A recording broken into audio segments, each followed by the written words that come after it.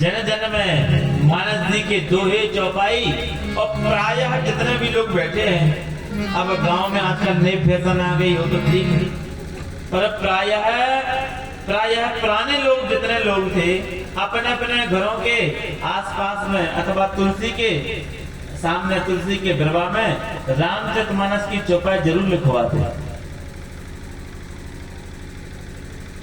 ऐसा अद्भुत ग्रंथ है ये।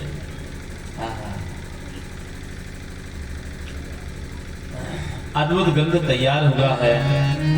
आइए अब इस ग्रंथ की हम भूमिका को पढ़ लेते हैं, थोड़े मंगलाचरण सा कर लेते हैं। श्री गणेशाय नमः।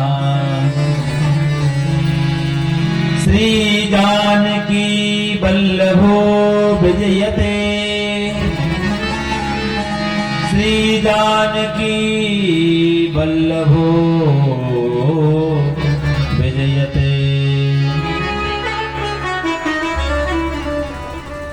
मंगलाचरण का पहला श्लोक है। वर्णानाम अर्थ संघानाम रसानाम छंदसामपि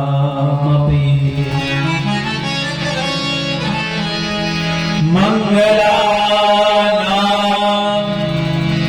जगत्तारो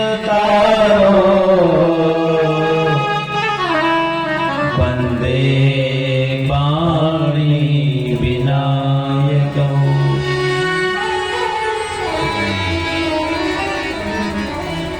गोस्वामी तुलसीदास जी ने मंगलाचरण किया है और इतना बढ़िया मंगलाचरण है ये, क्या कहना था। हमारे भागवत के बहुत अच्छे विद्वान आचार्य जी यहाँ विराजमान हैं, ये भागवत जी की कथा भी अच्छी करते हैं। तो हम आपको याद दिलाते हैं, भागवत जी में जब मंगलाचरण किया है तो उस समय श्री व्यास जी ने जा अक्षर से मंगलाचरण किया। जा अक्षर से किया मंगलाचरण। जन्माद्यस्य यतः, जन्माद्यस्य जा। अच्छा, जा से क्यों किया? देखो हमारे शास्त्रों में जा अक्षर को दग्धाक्षर कहा गया है और प्रायः भागवत जी में जितने भी प्रकरण उठा के देख लीजिए, प्रायः सबके हृदय जल रहे हैं। संसार को देख करके व्यास जी का हृदय जला। देवताओं, दानवों के अत्याचार से देवताओं का हृदय जला और श्री कृष्ण के विरह में गोपियों का हृदय जला। और जितना भी जहां भी प्रकरण हुआ है आप देखिए उठा करके वहां जा से शुरू हुआ। आप देखिए जन्माद्यस्य यतः। फिर भागवत जी की प्रथम स्तुति जितम जितम ते जित यज्ञ भावना।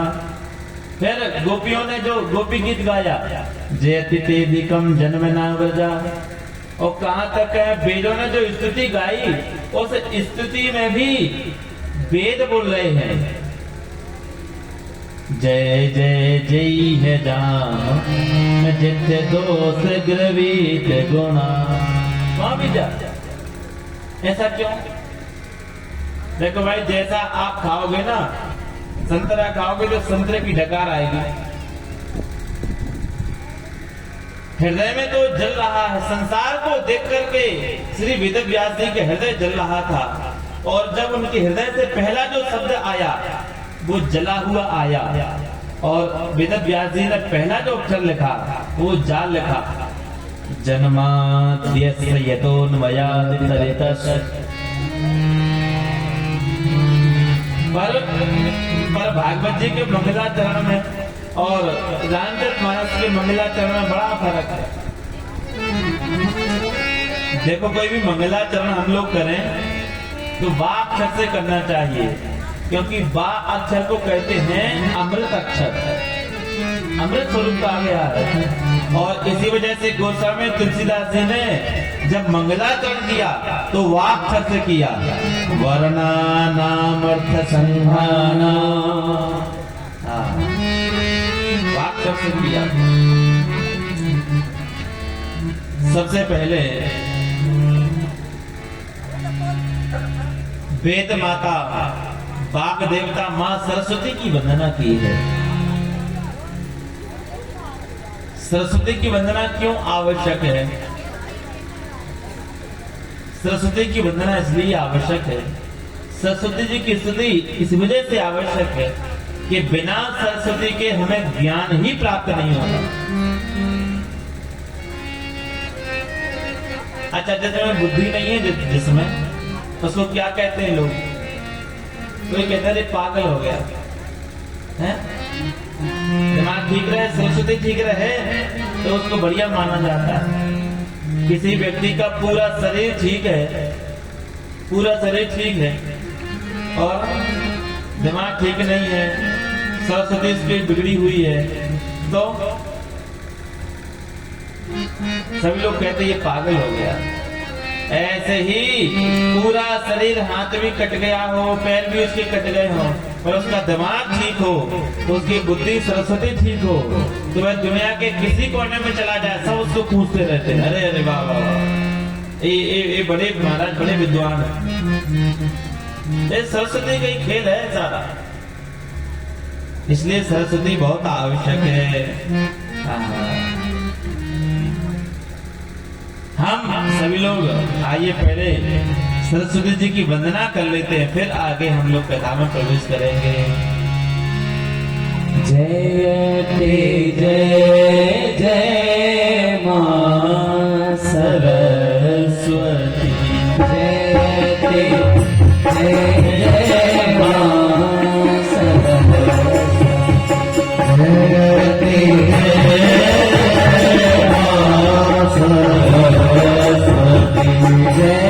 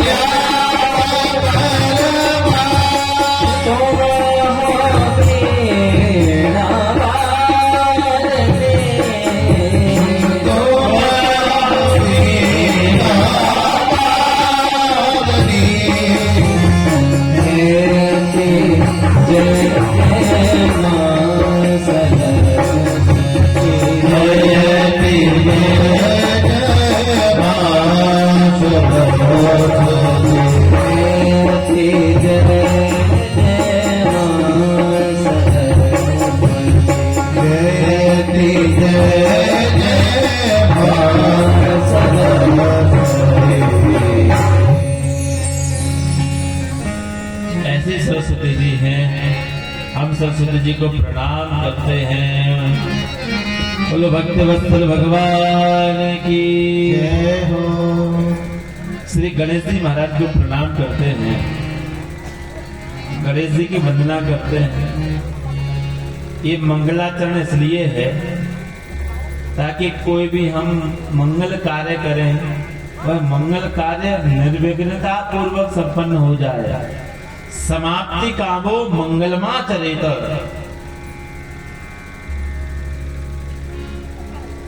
इसलिए गणेश जी की वंदना। देखो एक कथा याद आ गई, आपको सुना देते। कथा तो सुनाई रहे, मैं कथा में भी कथा आ जाती कभी कभी। एक बार एक राक्षस था जिसका नाम था त्रिपुर। त्रिपुर राक्षस को मारने के लिए भगवान शिव ने अपना पिनाक उठाया और पिनाक पर प्रतिज्ञा चलाने लगे। एक डोरी चलाते ना ऐसे, जैसे डोरी चलाने लगे तो महाराज भगवान शिव पर वो डोरी नहीं चढ़ी, प्रतिज्ञा नहीं चढ़ी। भगवान शिव ने कहा कि देखो मैं बार बार चलाता हूँ, कई बार इसको चलाता हूँ, पर पता नहीं क्यों आज क्यों नहीं चढ़ रही। भगवान शिव क्रोधित थे, पर विचार करने के बाद में फिर ध्यान आया, अरे मुझसे गलती हो गई। क्यों? कहते मैं इतना बड़ा कार्य करने के लिए जा रहा हूँ और मैंने भगवान श्री गणेश जी महाराज का पूजन तो मैंने किया ही नहीं। हाँ, ये गणेश जी देवता ऐसे हैं कि अपने बाप को भी नहीं छोड़ते। हाँ। और शंकर जी आए, शंकर जी ने आकर के पुनः गणेश जी के पूजन किया, दुर्वा चढ़ाई, गणेश जी का पूजन किया। और गणेश जी का पूजन करने के बाद में जैसे ही पिनाक उठाया और पिनाक उठाते ही अपने आप वह डोरी चढ़ गई, तुरंत ही। भगवान शिव भी मुस्कुराने लगे। भगवान शिव कहने लगे देखो है तो मेरा बेटा, पर अपने बाप को भी नहीं छोड़ रहा है, बताओ हमें नहीं छोड़ रहा है। भैया इसी वजह से आपसे मेरी प्रार्थना है कि घर में कोई मंगल कार्य करो उसके पहले भगवान श्री गणेश जी महाराज का जरूर एक बार पूजन करो। पूजन करते ही सारे कार्य आपके मंगलमय हो जाएंगे। बोलो श्री गणेश जी महाराज की जय हो। 7 श्लोक लिखे गए हैं। श्री गोस्वामी तुलसीदास जी ने 7 श्लोक लिखे, और ये 7 श्लोक हैं क्या? यही 7 श्लोक समुद्र के 7 जहाज हैं। क्या है? जहाज। जो भी कोई आवे और इन जहाजों पर बैठ करके वह भवसागर से पार जा सकता है। कैसे?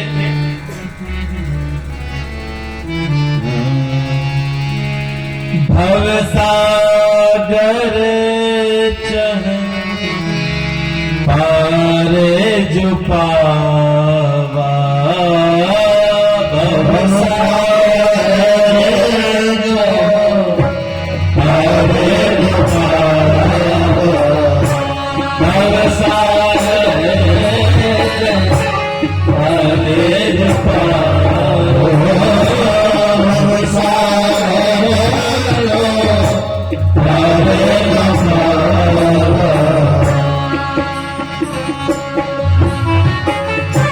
राम कथा कहे दृढ़ नावा, राम कथा कहे दृढ़ नावा, राम कथा कहे दृढ़ नावा, राम कथा कहे दृढ़ नावा। ये राम कथा है कैसी? कहते इस राम कथा में कोई भी आकर के बैठ जाए। ध्यान से सुनिएगा आप लोग। इसका बाहर इको बहुत आ रहा है।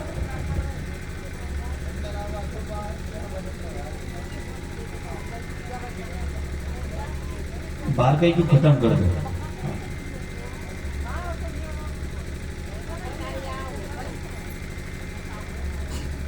इधर सुनिए माता जी, इधर पहले मेरे सुन लीजिए। मैं आया हूं बड़े दूर से, आप तो यहीं की फिर बातें कर लेना।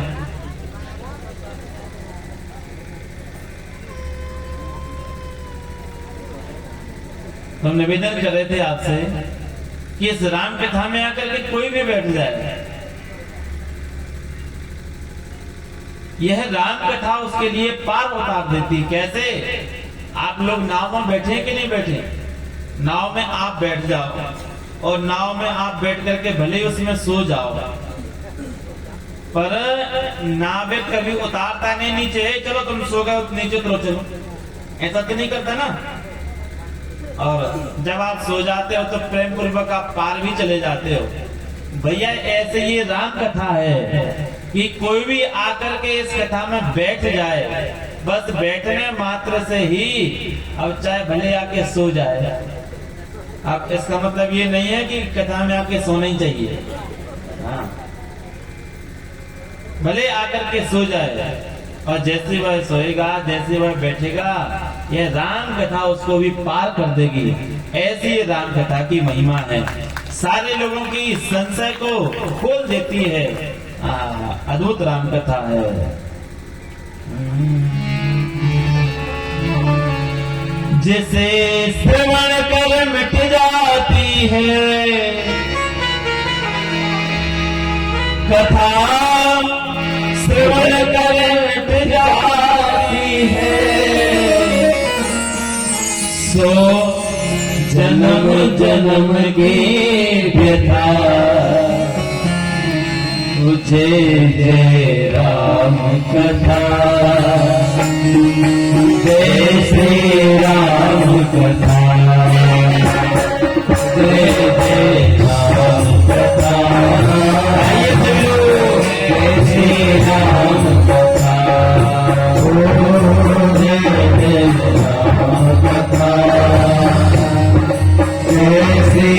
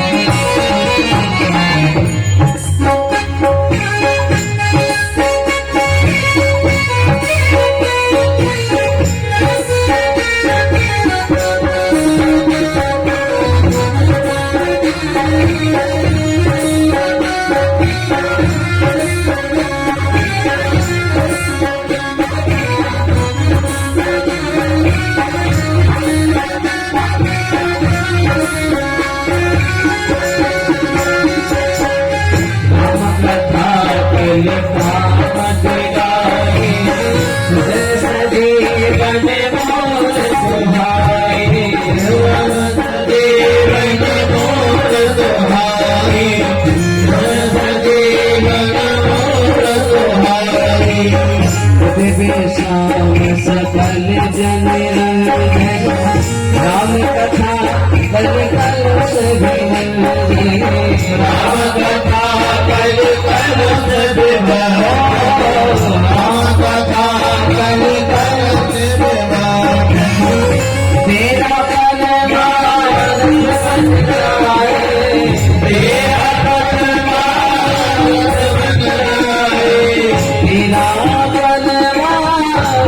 बन जाए तेरा रस बन जाए जय जय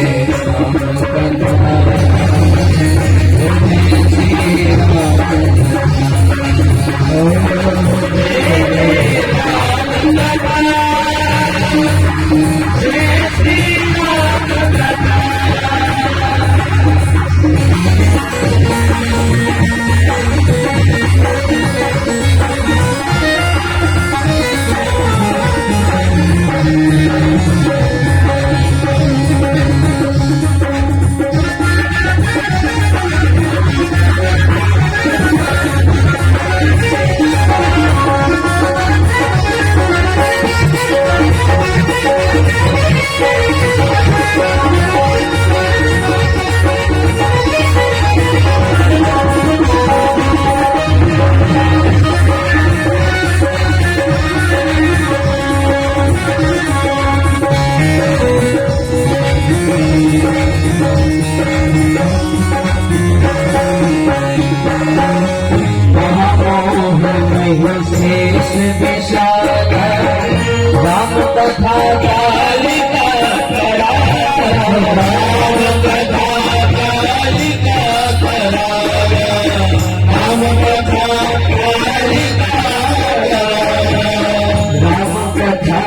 शश किरण समारा संत चकोर करे दीवाना संत चकोर करे दीवाना संत चकोर करे दीवाना विकर तू भी अमर हो जाए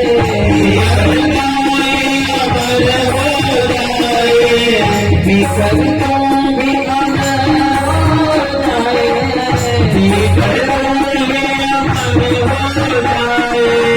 श्री हनुमान के जय जय राम कथा जय श्री राम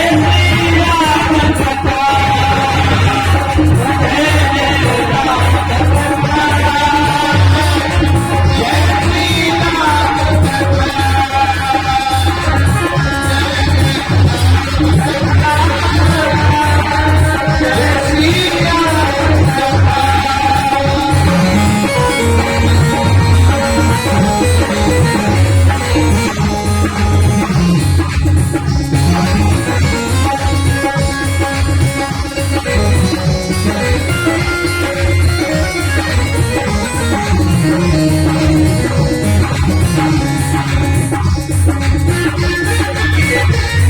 जय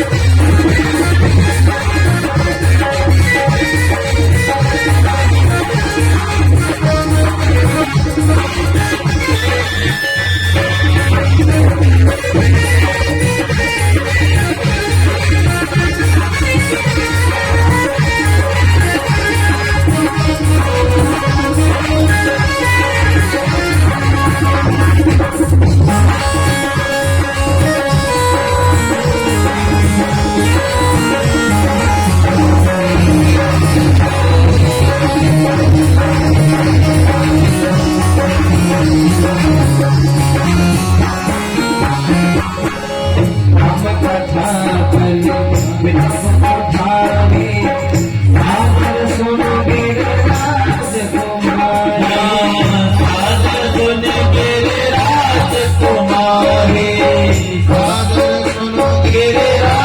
कथा जय श्री राम कथा सुन कर द्वारे संशय विरगी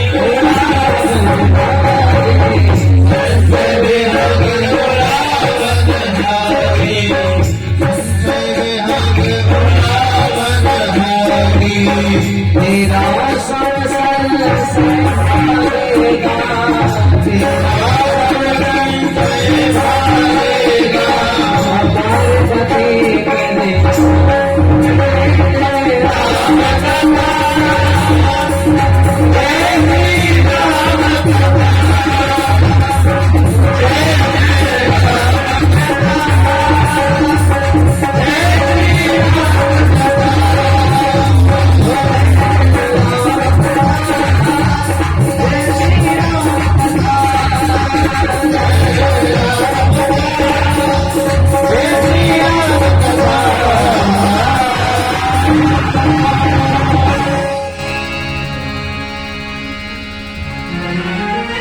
जिसे श्रवण कर मिट जाती है सो जन्म जन्म की व्यथा वे राम कथा जय श्री राम कथा।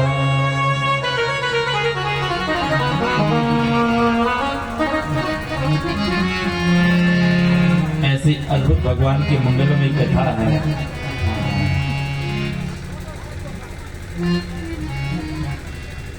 दूसरे श्लोक में भगवान शिव की वंदना की गई है। भवानी शंकरो वंदे श्रद्धा विश्वास रूपिणौ याभ्याम बिना न पश्यन्ति सिद्धा स्वान्त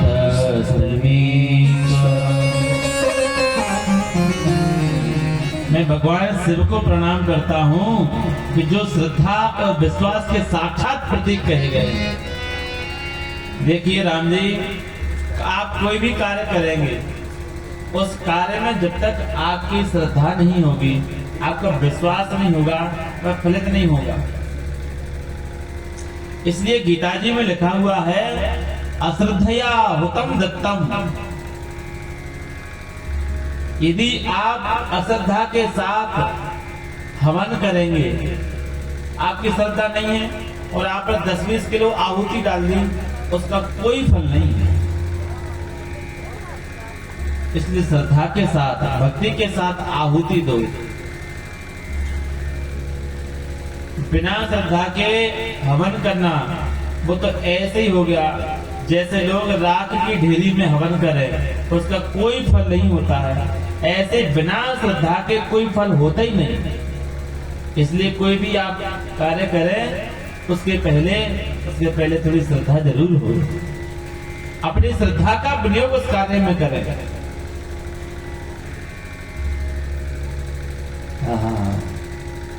वे भगवान शिव हैं कैसे?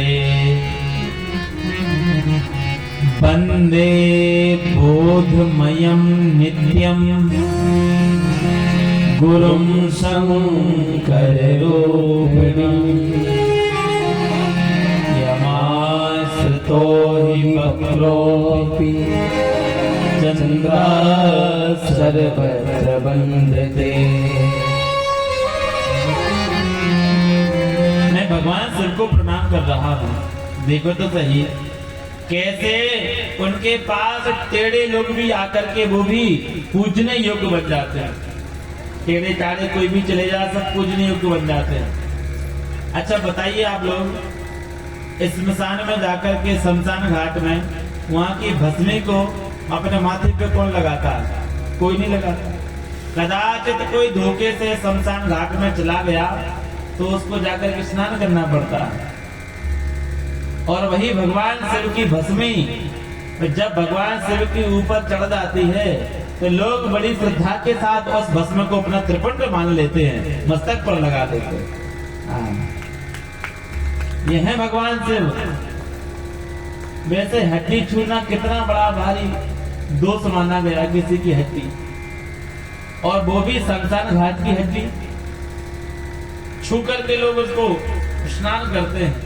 पर जय हो भगवान शिव, आपके पास कोई हड्डियों की कोई माला चढ़ा जाए, मुन्नों की माला, तो वो भी मुन्नों की माला वह पवित्र हो जाती हैं आपका स्पर्श पा करके। ऐसे भगवान शिव हैं।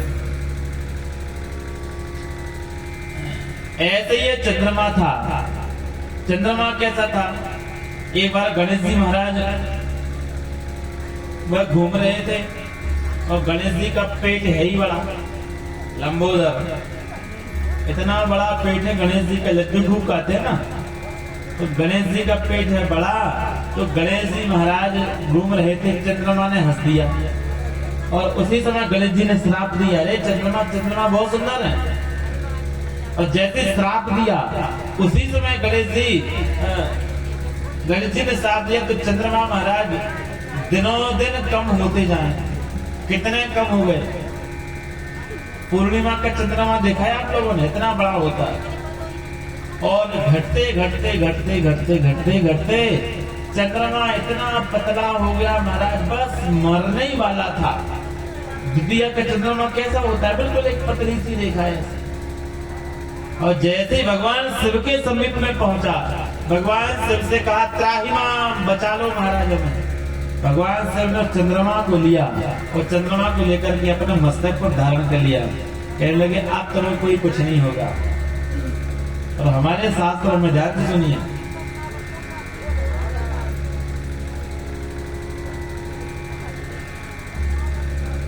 हमारे शास्त्रों में द्वितीया के चंद्रमा की इतनी बड़ी महिमा की गई है, गाई गई है। भगवान शिव का दर्शन किसी को ना हुआ हो, कदाचित हमें नहीं हुआ, हम आपको क्या कहें।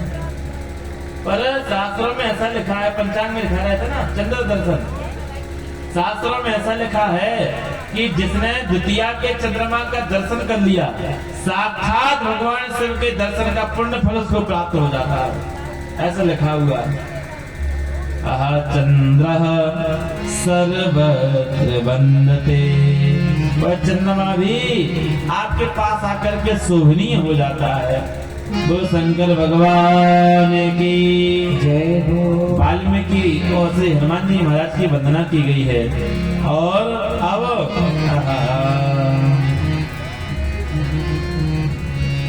उद्भव स्थिति संहार कारिणी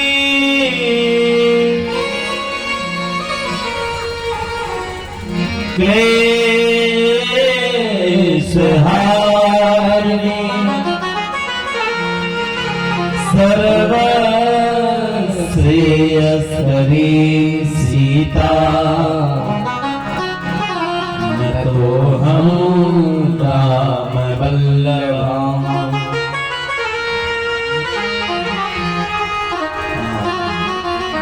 श्री किशोरी जी की वंदना की गई है। वह सीता जी हैं कैसी, जिन सीता जी के एकमात्र इशारे से यह पूरा विश्व ब्रह्मांड यह प्रकट हो जाता है, पालन हो जाता है। उद्भव स्थिति संहार कारिणी, और वही चाहे तो संहार भी हो जाता है। क्लेश हारिणी, सारे क्लेशों को हरने वाली हैं। और सर्वश्रेयस्करीं सीताम, सारे कल्याणों को देने वाली हैं। ऐसे हम किशोरी जी को प्रणाम करते हैं। बोलो जनक दुलारी जो की जय हो। कहते हैं गोस्वामी तुलसीदास जी, इस पुराण में मैंने ये ग्रंथ तो तैयार कर दिया, पर यह ग्रंथ मेरा अपना अकेला इसमें मत नहीं है। मैंने कई पुराणों का, कई इतिहासों का मत हमने लिया है, इसलिए वो लिख रहे हैं। नाना पुराण निगमा गवसमतम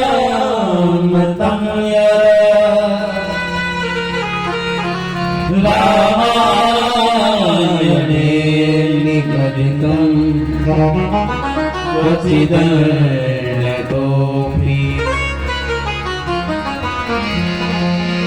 स्वान्ता सुखाय तुलसी रघुनाथ गाथा भाषा निबंध मतिमन झुलमाथे नोरी।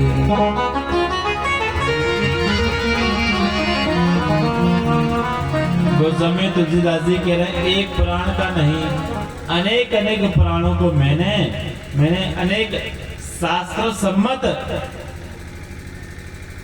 जो पुराण हैं, उन पुराणों के वाक्य भी मैंने लिए और इस रामायण में वर्णन किया।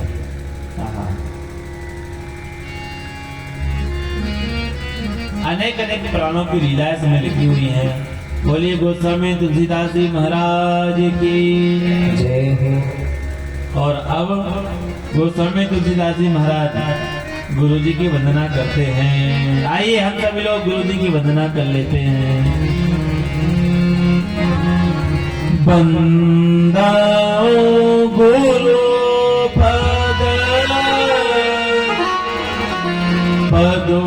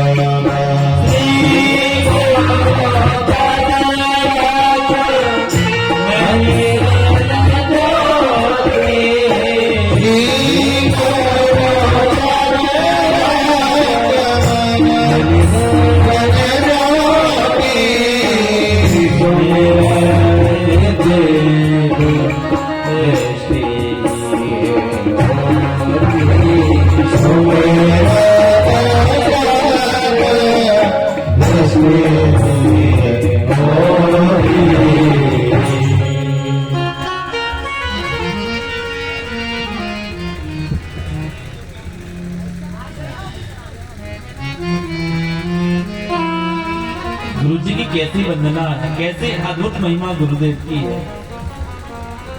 कदाचित कोई भगवान शिव के जैसा, शिव के समान हो जाए,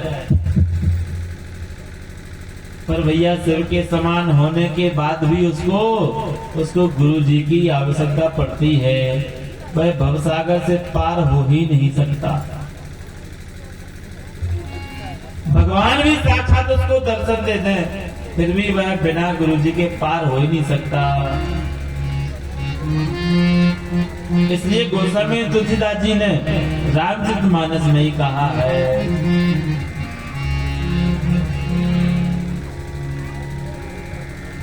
गुरु बेन भवानी दी करे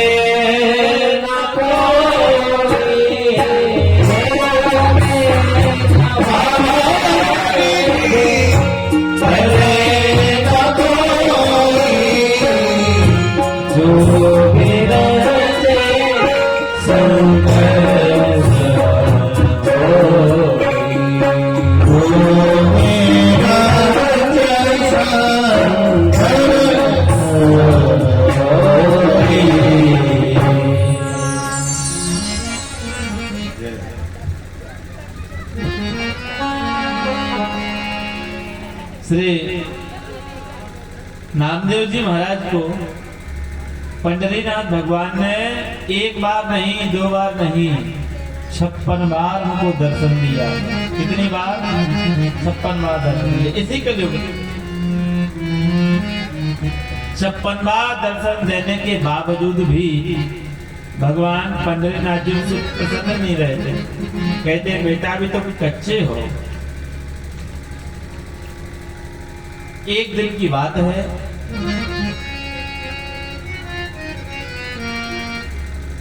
एक कुम्हार थे जिनका नाम था गौराई चाचा। तो नामदेव जी उनके यहाँ कीर्तन करने के लिए गए, तो वहाँ कुम्हारों के यहाँ एक डंडा रखा रहता है, उसको थापी कहते हैं। उससे पता चल जाता है कि कौन घड़ा कच्चा है, कौन घड़ा पका है। तो एक बहन थी नामदेव जी की, जिनका नाम था मुक्ता। मुक्ता भाई ने कहा कि गौराई चाचा इस लकड़ी से होता क्या है? कहा है इस लकड़ी से पता चलता है कौन घड़ा कच्चा, कौन घड़ा पका। अच्छा, तो ऐसे ही सब लोग बैठे थे, कीर्तन कर रहे थे, और वो मुक्ता भाई ने लेकर के जितने भी संत थे वहां, सब संतों के जा करके और ऊपर थपथपाई ऐसे, और तो कोई बोला नहीं। केवल एक नामदेव जी उठ करके तमतमा गए। नामदेव जी ने कहा, अरे मुक्ता ये क्या कर रही है तू? पता है संतों के ऊपर ऐसे चोट देना चाहिए। मुक्ताबाई जोर से हंसने लगी। मुक्ताबाई ने कहा, गौराई चाचा सब जितने भी घड़े आए हैं वो तो पके हैं, एक ही कच्चा निकला। हाँ, एक ही कच्चा निकला। नामदेव जी वहां से उठे और उठ करके गए भगवान पंडरीनाथ जी के पास, जाके रोने लगे और पंडरीनाथ जी से कहा कि आप दर्शन देते हो हमारे लिए, और फिर भी हम कच्चे हैं। नामदेव जी से कहा पंडरीनाथ जी ने, बेटा भले हमारा तुम्हें दर्शन हो गया, पर अभी तुम्हें गुरु का दर्शन नहीं किया, अभी तुमने गुरु नहीं किया, इसलिए गुरु बनाओ। आप सबसे मेरी प्रार्थना है कि कोई अच्छे संत कोई दिखे, कोई भगवान के भक्त कोई दिखे, कोई महात्मा दिखे, तो उनका अपना गुरु जरूर उनको बनाओ।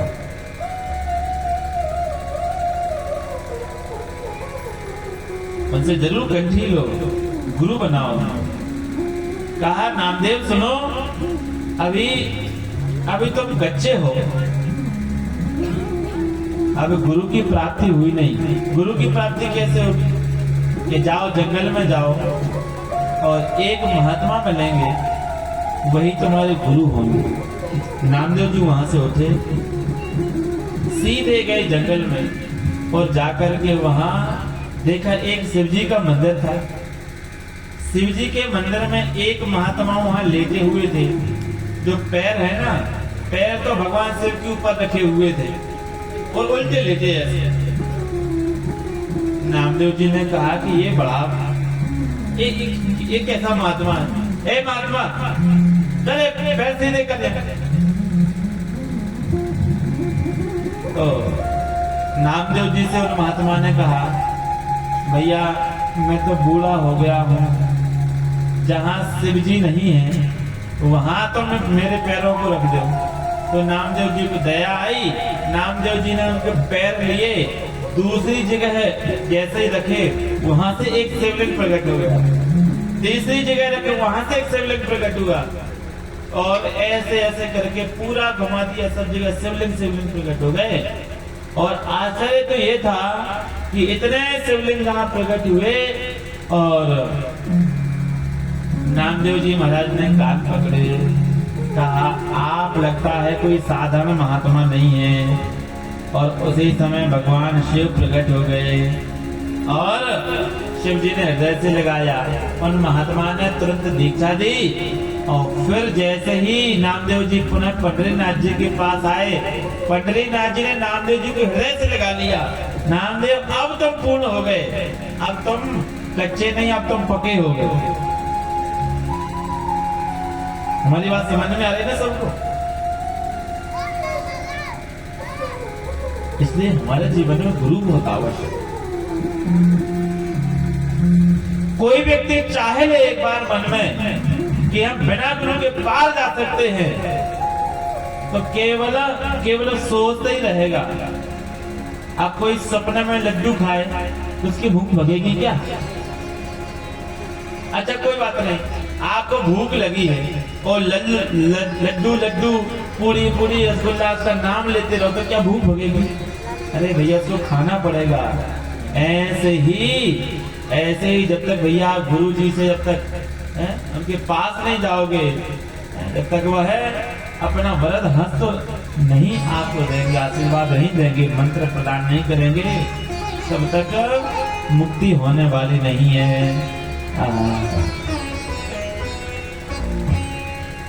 मैं गुरु जी का ध्यान करता हूँ, जिन गुरु जी के चरणों की रज से ही यह पूरा जीवन आनंद से भर जाता है। बोलो श्री सद्गुरुदेव भगवान की जय हो। गुरु जी की वंदना की गई है और गुरु जी की वंदना के बाद संतों की वंदना की गई है। मुद मंगल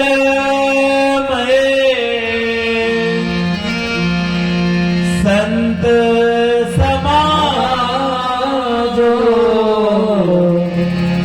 जग जंगम तीरथ राज।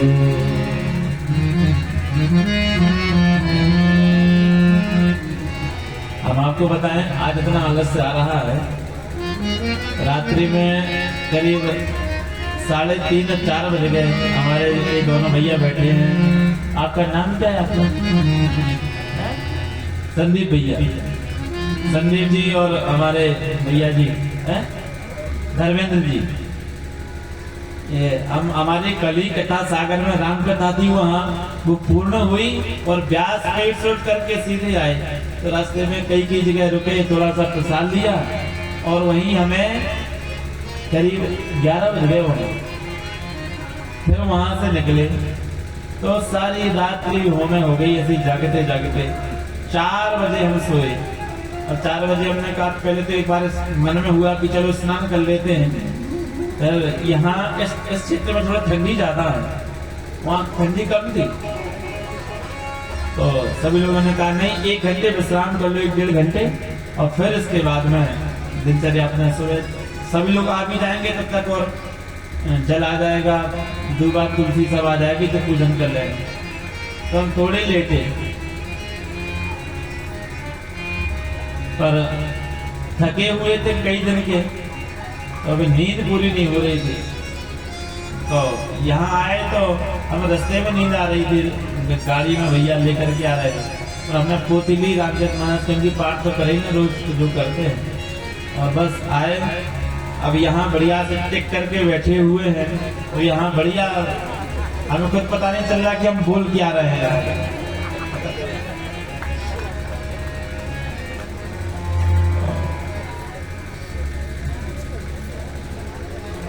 पर ऐसा नहीं, आपको समझ में आ रहा होगा। तो गोस्वामी तुलसीदास जी ने फिर इसके बाद संतों की वंदना की। अच्छा, गोस्वामी तुलसीदास जी ने इतनी वंदना की, किसी को छोड़ा नहीं। गुरु जी की वंदना, संतों की वंदना, राम जी की वंदना, लक्ष्मण जी की वंदना, भरत जी की वंदना, शत्रुघ्न जी की वंदना, अयोध्या जी की वंदना, कहाँ तक है सरजू जी की वंदना, हनुमान जी की वंदना, वाल्मीकि जी की वंदना, और तो और मूर्खों की वंदना भी की है, खलों की वंदना भी कर दी। हाँ, खलों की वंदना की। अच्छा, खलों की वंदना क्यों की?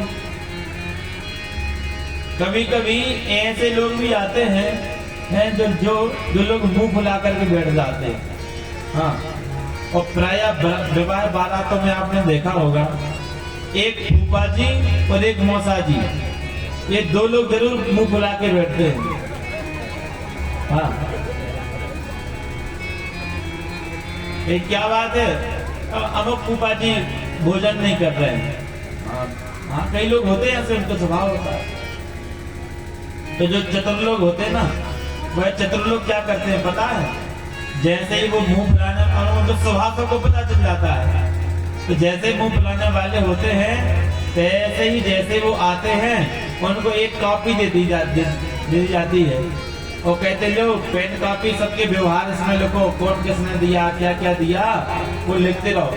बेचारे मुंह फुलाना ही भूल जाते हैं हमेशा के लिए, उसी में लगे रहते हैं, ना तो खाना पीना सब छूट जाता है उनका, उसी में लगे रहते हैं। ऐसे ही गोस्वामी तुलसीदास जी ने सबसे पहले खलों की वंदना कर दी। हाँ, खलों की वंदना कर दी क्यों? ताकि खल भी मुंह फुला के ना बैठे, वो भी आशीर्वाद दे में, इसलिए सबकी वंदना की गई। संतों की वंदना की गई है। मुद मंगल संत जो जग जंगम तीरथ राजो। ये संत हैं कैसे? कहते किसी गृहस्थ के घर में चलते फिरते कोई एक बार संत आ जाए, तो उस गृहस्थ का घर तत्काल तीर्थ रूप हो जाता है, तीर्थ बन जाता है।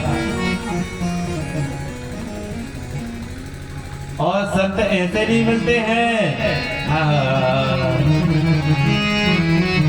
पुंज पुंज बिनो मिलने न संता, पुंज पुंज बिनो मिलने न संता, पुंज पुंज बिनो मिलने न संता, पुंज पुंज बिनो मिलने न संता।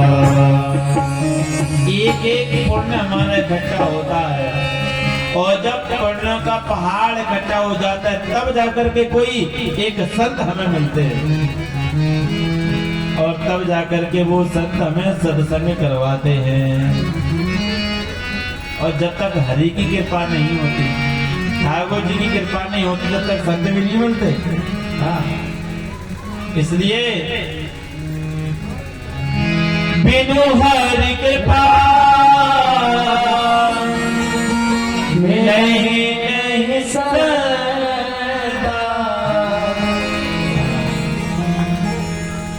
ये ठाकुर जी की कृपा है कि हमारे जीवन में कोई ना कोई एक ऐसे संत आ जाए। ये संत हैं कैसे? गोस्वामी तुलसीदास जी लिख रहे हैं, जो जग जंगम तीरथ राजो, जो जग जंगम तीरथ राज। अच्छा बताइए, इस गांव में गंगा जी तो है नहीं कोई, गंगा जी का कोई दर्शन करे, गोता लगाए, तब वह पावन होता है। और संतों की कितनी अद्भुत महिमा है, केवल एक बार संतों का दर्शन हो जाए वह पावन हो जाता है, सब सारे पाप उसके भस्म हो जाते हैं। ऐसे संतों की महिमा है।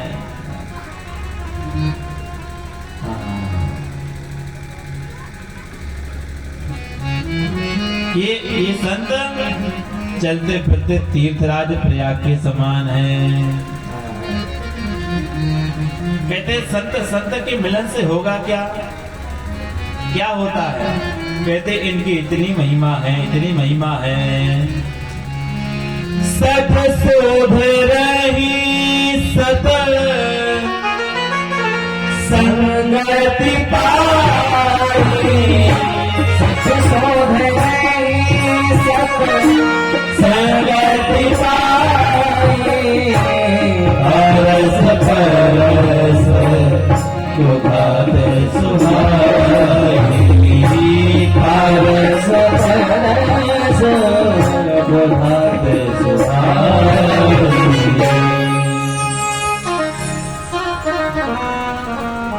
कोई संत का स्पर्श कर ले, अथवा कोई संत का केवल दर्शन कर ले, अथवा वो संत किसी के ऊपर प्रहार कर दें, उसकी बुद्धि तुरंत ठीक हो जाती है। आप लोग कहेंगे ये बात कह रहे कुछ दूसरी कोई कथा सुनाओ। हाँ, एक कथा सुना देते हैं।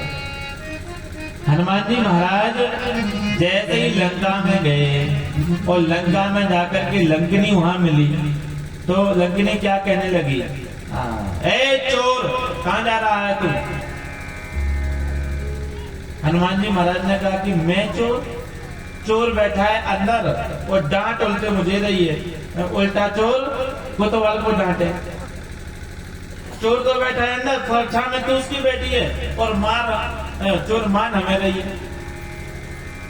हनुमान जी महाराज को आया गुस्सा और उसी समय हनुमान जी महाराज ने मुट्ठी का एक जय श्री राम, जैसे एक ही मुट्ठी का महाकपि हनी, मारा नहीं है, एक होता है ऐसा मारना, ऐसे एक हन दिया, एक दिया महाराज, सारे जो 32 दांत निकाल रहे थे ना, सारे टूट गए उसमें, भवन उसके आ गया महाराज।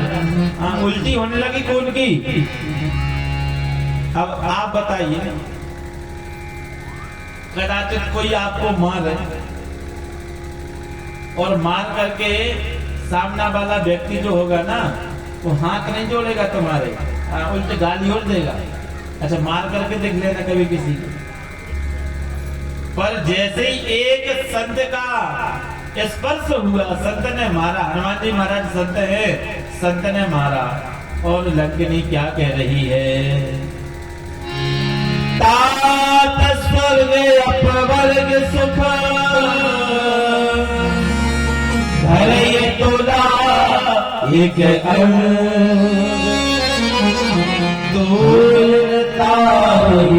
सकल मिले तो सुख लव सत्संग। हे हनुमान जी महाराज, बड़ी कृपा रही, आपने हमें मारा, हमें सत्संग मिल गया और उसकी बुद्धि ठीक हो गई।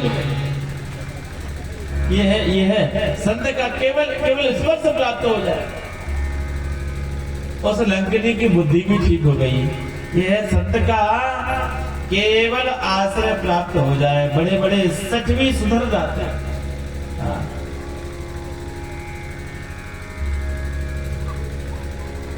ऐसे संतों की महिमा है।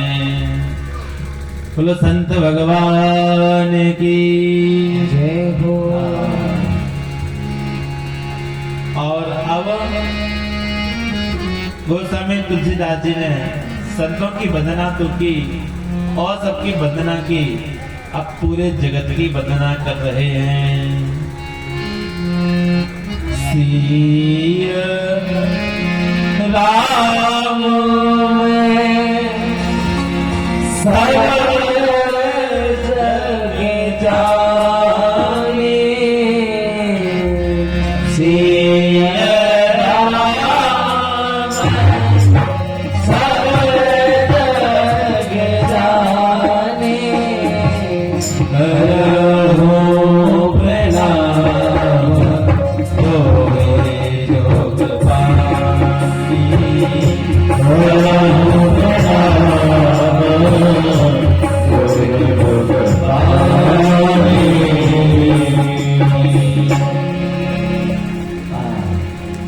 सबकी वंदना की। देखो आपको कोई सामने से दिखा जाए, एक बार आप अपने भीतर ये निर्णय कर लो कि हमें जो भी दिखेगा उसको हम नारायण मानेंगे, हमें जो दिखेगा उसको भगवान मानेंगे। धीरे धीरे प्रयास करो, घर में सुबह 1 घंटे पहले प्रयास करो। 1 घंटे के अंदर कोई हमें दिखे हम उसको भगवान मानेंगे, उसको प्रणाम करने लग जाओ। जय हो जय हो।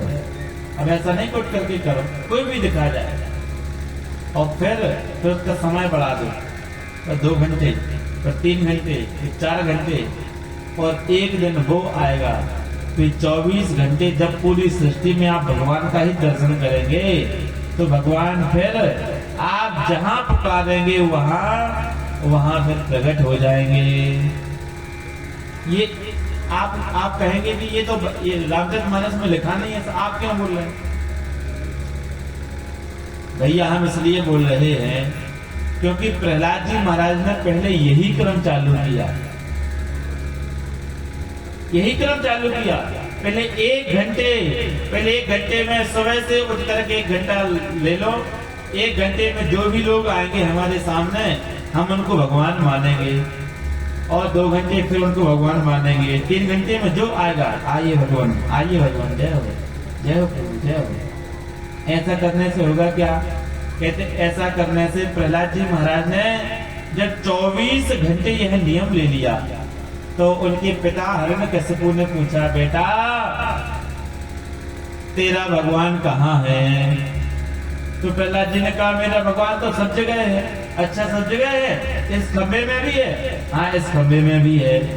और जैसे घूसे का प्रहार किया उसने और उसी समय नृसिंह भगवान प्रकट हो गए। बोलो नृसिंह भगवान की जय हो।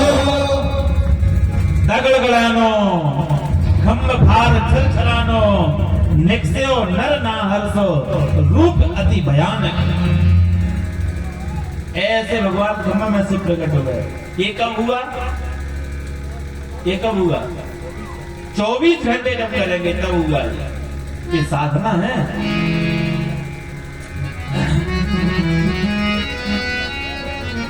एक बार अब नामदेव जी की चर्चा हो रही तो उन्हीं का चरित्र थोड़ा सुना देते।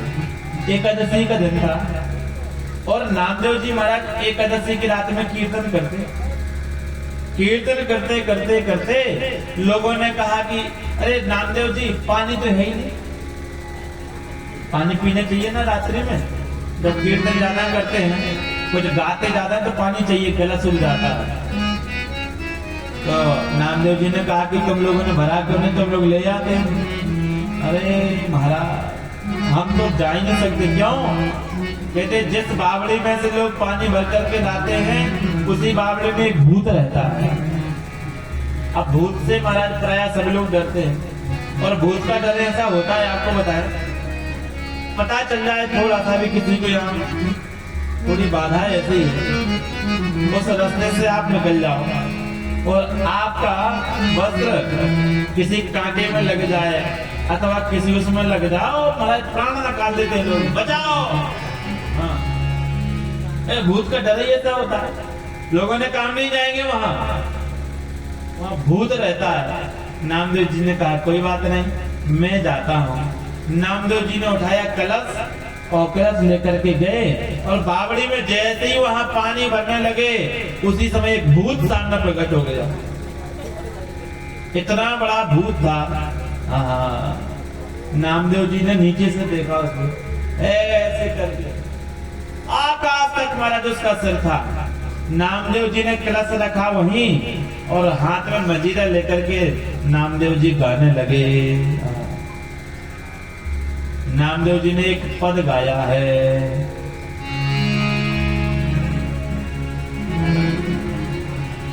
आज मेरे आए लंबक नाथ, आज मेरे आए लंबक नाथ। लंबक नाथ जानते हैं ना, भूत आया। ऐसे भूत में और कोई नहीं, ऐसे भूत में साक्षात मेरे पंडरीनाथ जी हैं। आज मेरे आए लंबक नाथ, आए लंबक नाथ, आए लंबक नाथ, आज मेरे आए लंबक नाथ। हमारे प्रभु जी का भेष कैसा है? धरती पाव स्वर्ग लोमातो, धरती पाव स्वर्ग लोमातो, जो जन भरी भरी जो जन भरी भरी आज मेरे आए लंबक नाथ, आज मेरे आए लंबक नाथ। जय हो प्रभु, जय हो, जय हो। आप भूत के रूप में साक्षात पंडरीनाथ जी ही हैं। और कहा कि ऐसा रूप और किसी का नहीं हो सकता। धरती पांव स्वर्ग लो मातो, और जो जन दो जन के तो आपके हाथ ही हैं, जो जन भरी भरी हाथ। आज मेरे आए लंबक नाथ। अच्छा एक बात बताइए, सांपनाथ और नागनाथ में कोई अंतर है क्या? है? अरे सांप को भी नाग ही कहते हैं, तो नाग को ही सांप कहते हैं। सांपनाथ जैसे नागनाथ है, एक ही है। और जैसे ही स्तुति की और उसी भूत में से साक्षात पंडरीनाथ जी प्रकट हो गए। बोलो पंडरीनाथ भगवान की जय हो। पंडरीनाथ जी प्रकट हुए, कहा नामदेव जी तुम डरे नहीं? तो कहा कि प्रभु एक बात बताइए, आप कहाँ नहीं है पहले बताइए। आप सब जगह हैं, जब पूरे विश्व में आप हैं, पूरे जगत में आप हैं, तो इस भूत में क्यों नहीं है?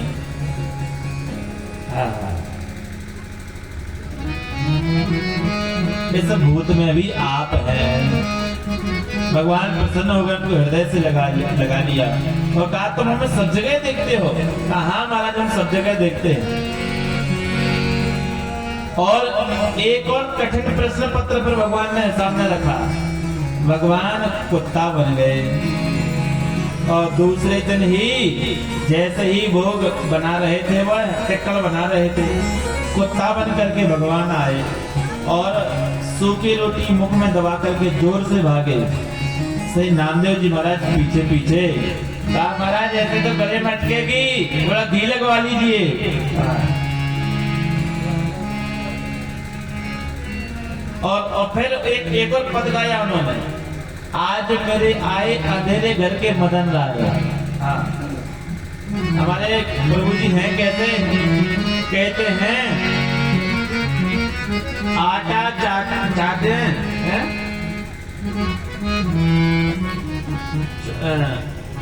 चाखी चाटे चून न खावे, और जो पूंछ हले जैसे जौ की बाल। ऐसा पद है उनका, पूंछ हले जैसे जौ की बाल। आज मेरे आए अंधेरे घर के मदन राय, ऐसा पद है पूरा। अरे पूंछ की ऐसे पूंछ चलती ना, कुत्ते की पूंछ, कहते पूंछ हले जैसे जौ की बाल।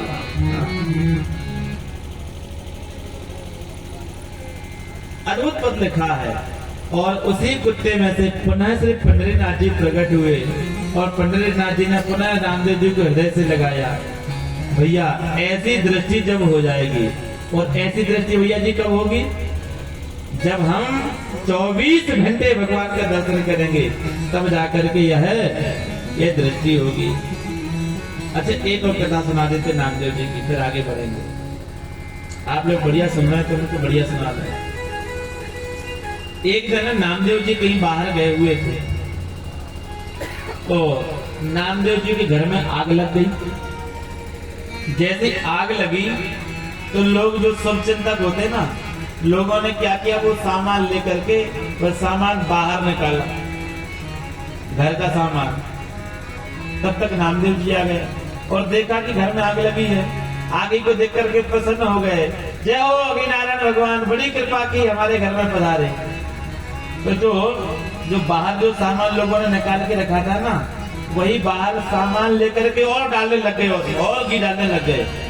लोगों ने कहा ये तो बड़ा मूर्ख आदमी है, इसके जैसा मैंने मूर्ख आदमी नहीं देखा। और लोगों ने कहा कि आज के बाद नामदेव के यहाँ कोई जाएगा नहीं। क्यों? इतनी मेहनत से सामान हमने बचा रखा था, और दूसरे दिन ही तुरंत उसी समय सामान सब उसने अग्नि में फेंक दिया।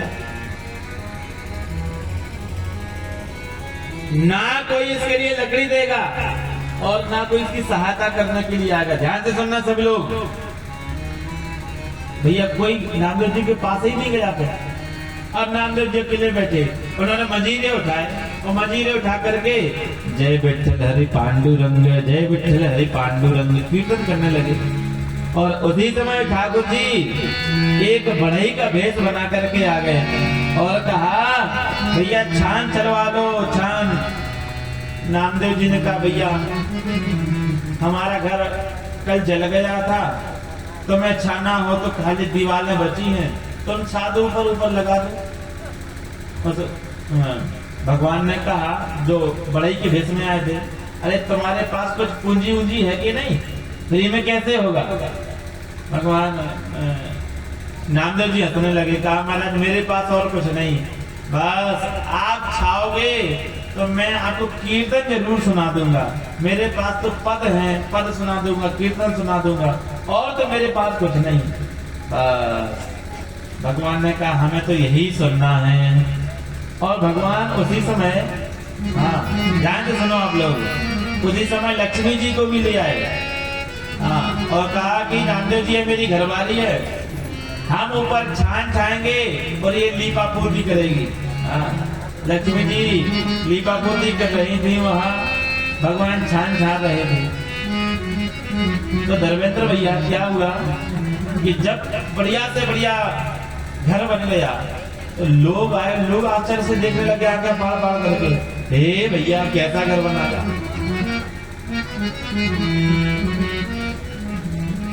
तो नामदेव जी से किसी ने पूछा कि नामदेव जी उस बड़े को और बुला दो, हमें भी अपना घर चलवाना है।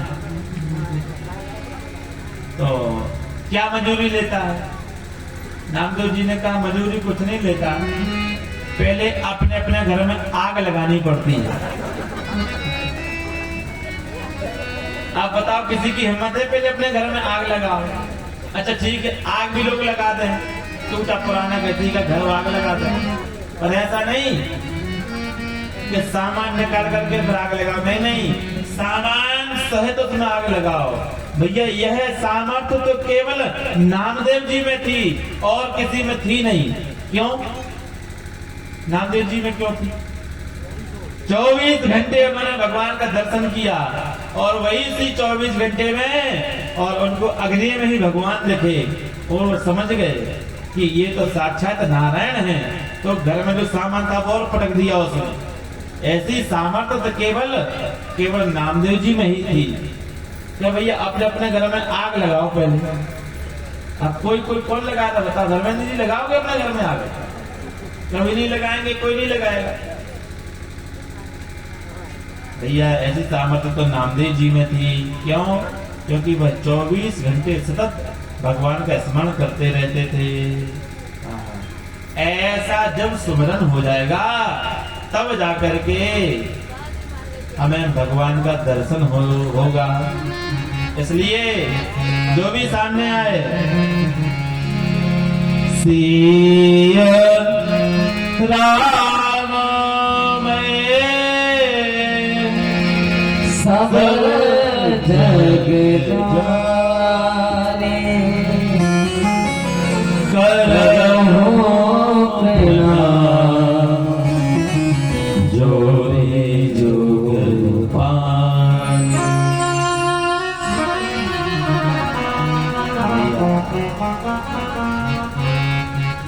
ऐसा दर्शन हुए गोस्वामी तुलसीदास जी ने और आगे बढ़े हैं। अयोध्या की सुंदर वंदना की है।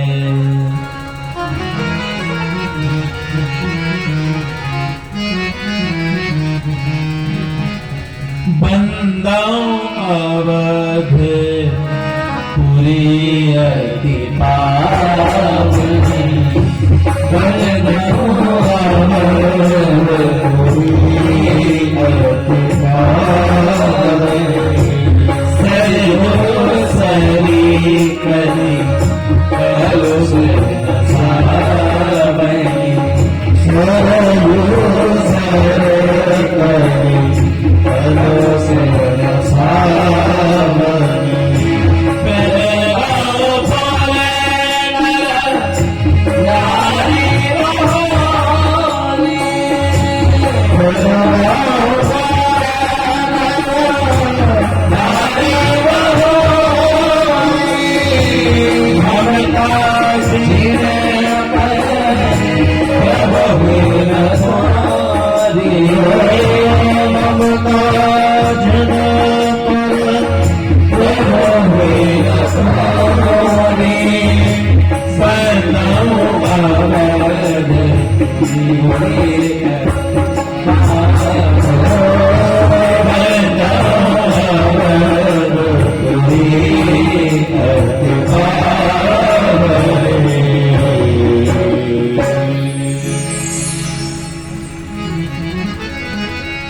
कहते अवधपुरी है कैसी, जहाँ साक्षात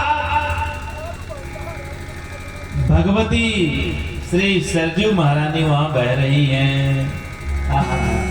इन सरजू जी की महिमा है कैसी, कहते सरजू जी की महिमा है ऐसी कि एक बार कोई सरजू जी में केवल आचमन कर ले, डुबका लगा ले, वह भगवान को अतिशय प्रिय लगने लगता है। बढ़िया सुंदर मीठा मीठा सरजू जी का जल है। आइए सभी लोग, हम लोग अयोध्या चलते हैं, वहाँ सरजू महारानी का वर्णन करते हैं। सीताराम जी की प्यारी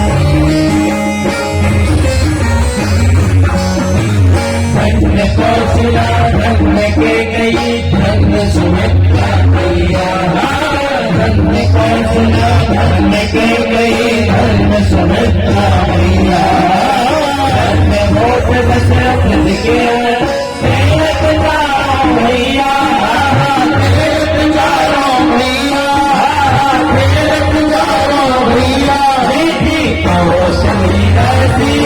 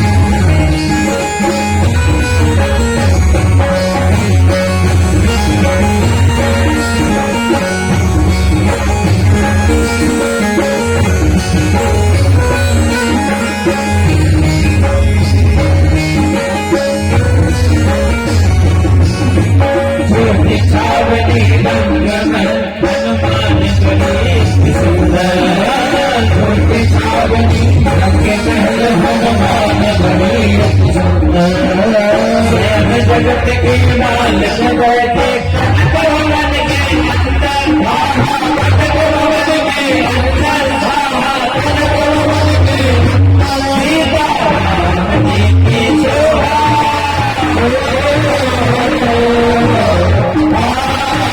सीता राम जी की शोभा सब खाने सब खाने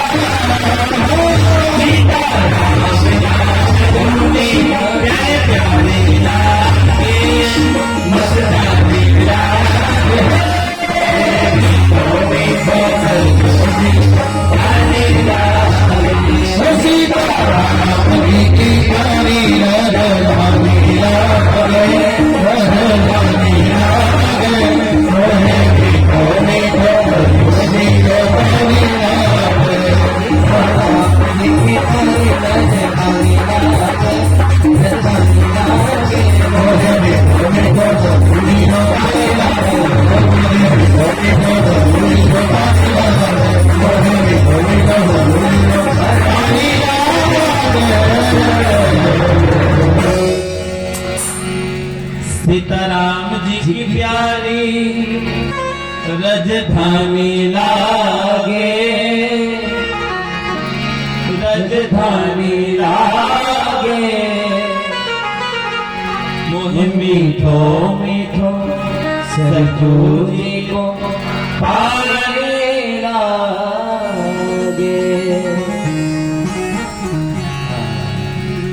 ऐसी परम पावनी, ऐसा पूरे विश्व की पहली कोई नगरी है, वह है श्री अयोध्या।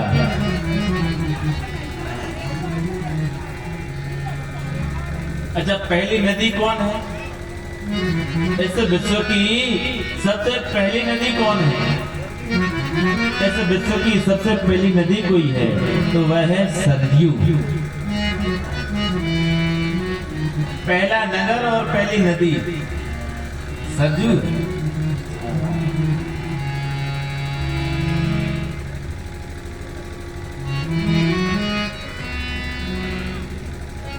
गोस्वामी तुलसीदास जी ने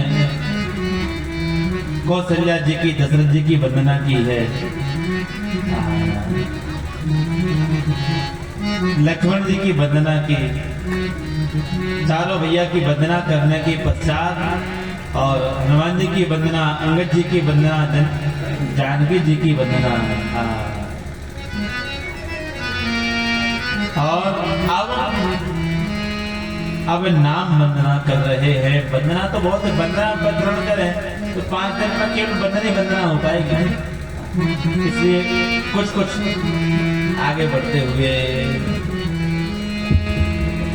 बंदौ नाम, नाम रघुवर को बंदौ नाम रघुवर को, बंदौ नाम, नाम रघुवर को, बंदौ नाम, नाम रघुवर को।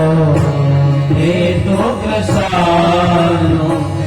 भानु हे में करे गो, हे तो कृष्ण भानु हे में करे गो। नाम की वंदना की है। ये नाम है क्या? कहते हैं सारे गुणों का कोई यदि भंडार है तो वह भंडार है भगवान का नाम। सबका खजाना है। इस नाम से कोई कुछ भी पा सकता है।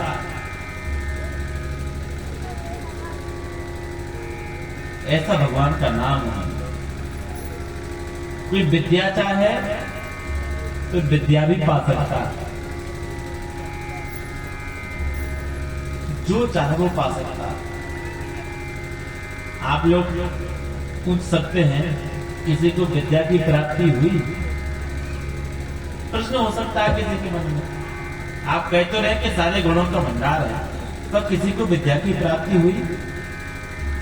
भैया, जो भी पढ़े लिखे लोग हैं वह पढ़े लिखे लोगों का इतिहास मिलता नहीं है, पर जो बिना पढ़े लिखे लोग, श्री कबीरदास जी, श्री मीराबाई, रैदास जी, उन्होंने कुछ पद लिख दिए, उन्होंने कुछ राम नाम की मस्ती में जोड़ लिख दिया। आजकल के पढ़े लिखे लोग उनके पदों पर पीएचडी कर रहे हैं। ऐसा उन्होंने पढ़ा।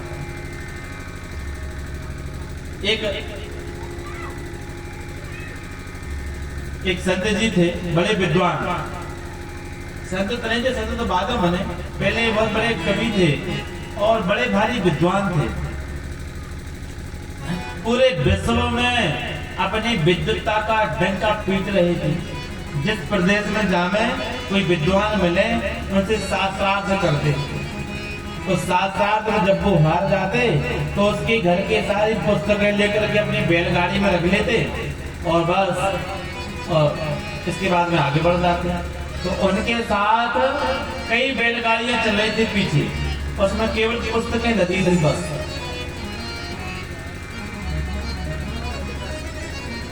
जैसे वो काशी में पहुंचे, ध्यान से सुनना आप लोग, जैसे वो काशी में पहुंचे तो काशी में महाराज लोग परेशान हो गए और कहा कि इतना इतना बड़ा पंडित आ रहा है, अब लगता है काशी की नाक गई। काशी की नाक किसमें है? अरे काशी की नाक जो विद्वान लोग हैं वहां रह रहे हैं, 24 घंटे पढ़ रहे हैं, उसी की नाक है। वो प्राय लोग कहते हैं भैया काशी से आए, बड़े विद्वान हो।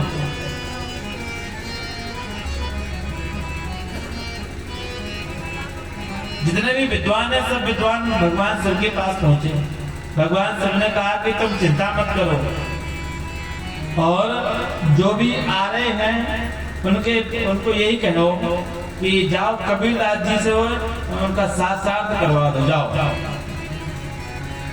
सब विद्वान लोग कबीरदास जी के पास आए और कबीरदास जी के पास आकर के वो बोले, कबीरदास जी महाराज आपको शास्त्रार्थ करना है।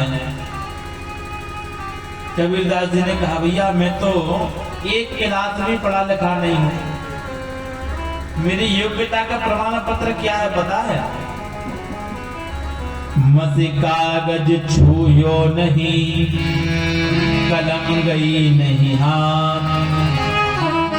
ना मैंने कागज को छुआ, ना मैंने कभी कुछ पढ़ा।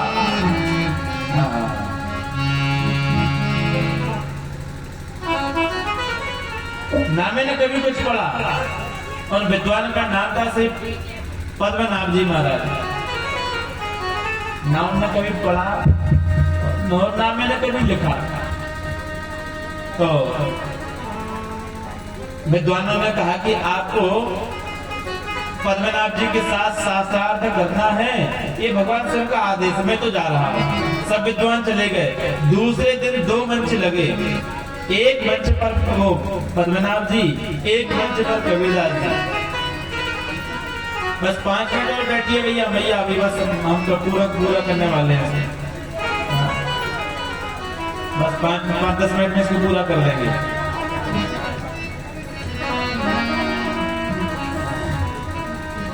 तो कहा कि 2 मंच लगे और 2 मंच जैसे ही लगे तो मंच पर कबीरदास जी महाराज बैठे। और जो पहले प्रश्न करे वो कम विद्वान और जो उसका उत्तर दे वो ज्यादा विद्वान। पद्मनाभ जी कहने लगे कि मैं क्यों पहले प्रश्न करूं, कबीरदास जी पहले प्रश्न करें तब मैं उत्तर दूंगा। और कबीरदास जी ने पहले प्रश्न कर लिया। क्या भैया कोई बात नहीं, हम छोटे हैं तो छोटे ही रहने दे, वैसे ही पढ़े लिखे नहीं है। कबीरदास जी ने कहा कि पद्मनाभ जी एक बात बताइए, आप समझ के पढ़े हो कि पढ़ करके समझे हो?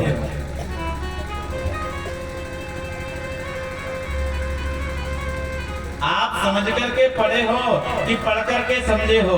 अहो कहो दुजराए।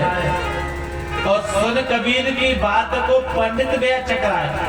तो पद्मनाभ जी चकरा गए और पद्मनाभ जी विचार करने लगे, ना तो मैंने पढ़ा है जैसा पढ़ना चाहिए था, और ना मैंने जैसा समझना चाहिए वैसा समझा है।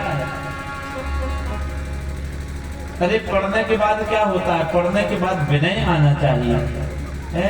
और मैं तो अभिमान सिर पे रख करके ढो रहा हूँ। जितने भी विद्वान मिलते हैं सारे विद्वानों को मैं परास्त करता हूँ। ये पढ़े लिखे होने की योग्यता नहीं है। बस सुन कबीर की बात को पद्मनाभ जी चरणों में लौट गए। कहा महाराज मैं आपसे हार गया, अब आप बताइए मुझे क्या करना है। कबीरदास जी ने कहा भैया पढ़े लिखे होने से कभी कल्याण नहीं होता। बस कल्याण किससे होगा? कि कल्याण तो केवल राम नाम से होगा, कल्याण तो भजन से होगा।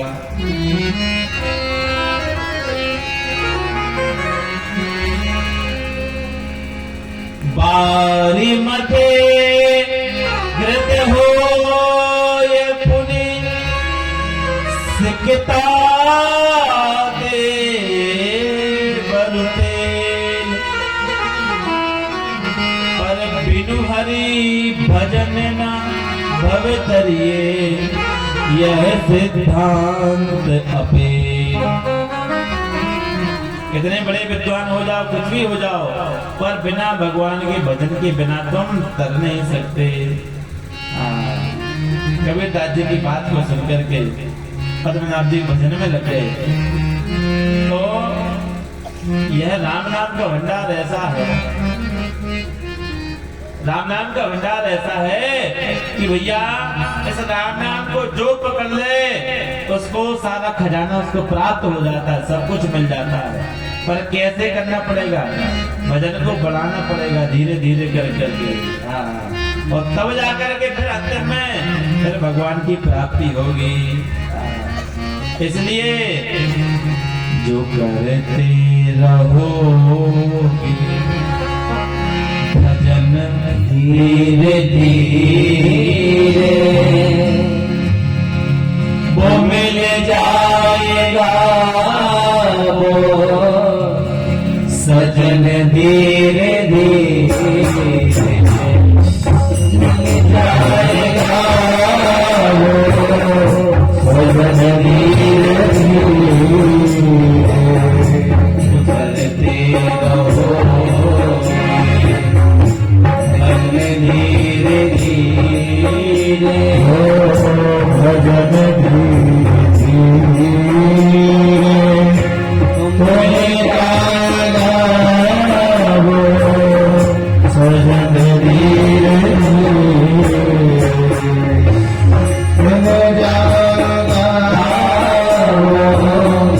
सजन धीरे धीरे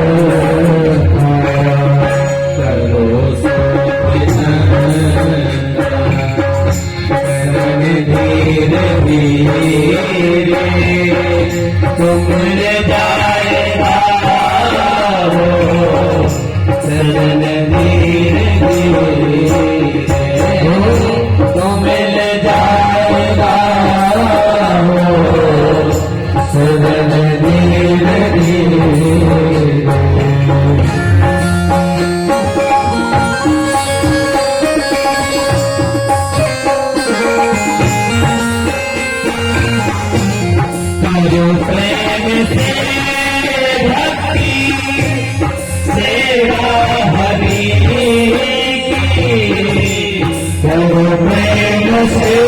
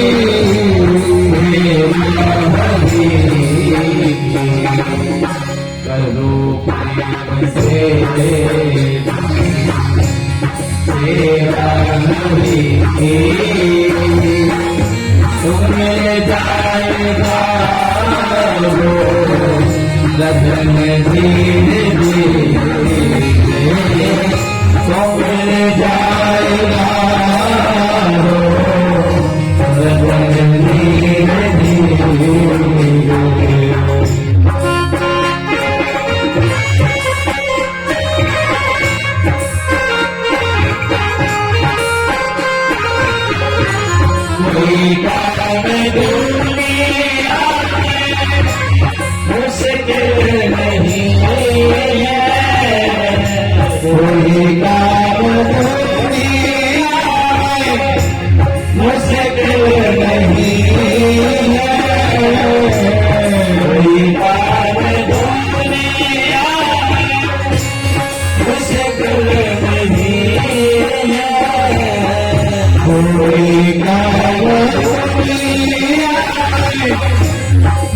मुश्किल नहीं है, मुश्किल नहीं है, कोई काम दुनिया में मुश्किल नहीं है, करते रहोगे जतन धीरे करते रहोगे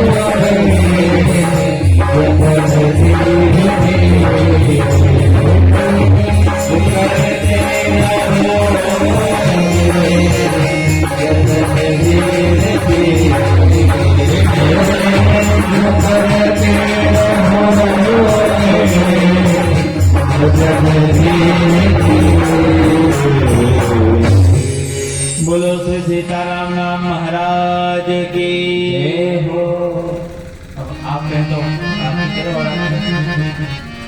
अब आज ये था नहीं हमारी इच्छा नहीं, हम तो अभी तक बोलते रहेंगे, फिर आप सबको जाना है माता। कल पुनः हम सभी लोग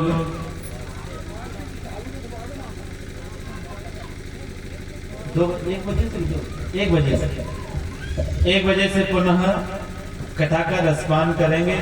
और ध्यान से सुनना, कान खोल करके सुनो सभी लोग। कल भगवान शिव का सिद्ध विवाह यहाँ होगा, और जो भी विवाह में नहीं आएगा उनको एक एक पीछे पीछे भूत छोड़ दिया जाएगा यहाँ से। हाँ। सबको लेकर के आना है ना, सबको अधिक से अधिक संख्या में लेकर के आइए। जय श्री राम।